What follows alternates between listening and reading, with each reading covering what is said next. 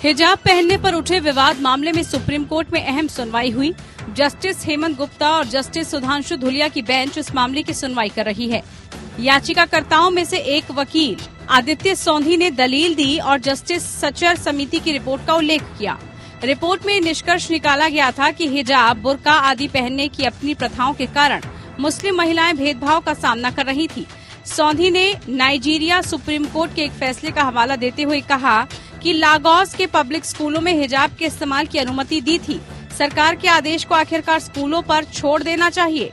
Karnataka high court के सरकार के आदेश को न केवल धर्म की स्वतंत्रता, शिक्षा के अधिकार का उल्लंघन, बल्कि अनुच्छेद 15 का भी उल्लंघन है, जो भेदभाव है।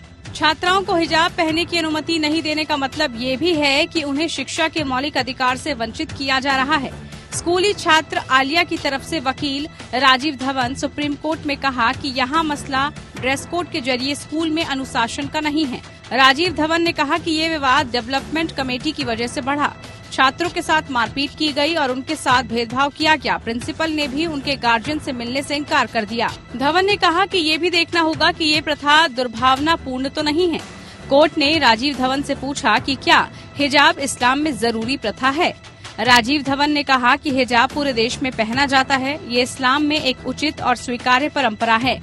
धवन ने कहा कि दुनिया भर में हिजाब को वैध माना जाता है। धवन ने कहा कि अगर आप ड्रेस की बात कर रहे हैं तो इसके दायरे में बुर्का नहीं आता, लेकिन इसके आधार पर हिजाब को भी नहीं जा सकता। हिजाब पहनने वाले व्यक्ति के साथ धर्म और लिंग के आधार पर भेदभाव नहीं किया जा सकता। पोशाक का अधिकार अभिव्यक्ति की स्वतंत्रता का हिस्सा है। हिजाब पहनना एक और अधिकार है। धवन ने आगे कहा कि हम देख रहे हैं कि कैसे देश के बहुसंख्यक समुदाय के अंदर अल्पसंख्यक समुदाय की बहुत सी चीजों को लेकर असंतोष है।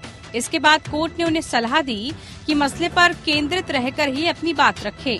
याचिकाकर्ताओं की ओर से हुजैफा अहमदी ने अपनी दलील में कहा, वैध राज्य हित क्या है? वैध राज्य हित शिक्षा को प्रोत्साहित करने में है, खासकर नाबालिगों के बीच शिक्षा को प्रसारित करना चाहिए। राज्य का हित ऐसी नीति में नहीं है जिसमें बच्चों को स्कूल छोड़ना पड़े। पीठ के समक्ष 23 याचिकाओं का एक बैच सूचीबद्ध किया गया है।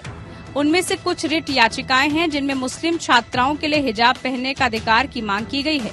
कुछ अन्य विशेष अनुमति याचिकाएं हैं जो कर्नाटक हाईकोर्ट के 15 मार्च के फैसले को चुनौती देती हैं। Chief justice Rituraj Awasthi, justice Krishna Dixit और जस्टिस JM खाजी की हाईकोर्ट की एक पूर्ण पीठ ने माना था कि महिलाओं द्वारा हिजाब पहनना इस्लाम की एक आवश्यक धार्मिक प्रथा नहीं है।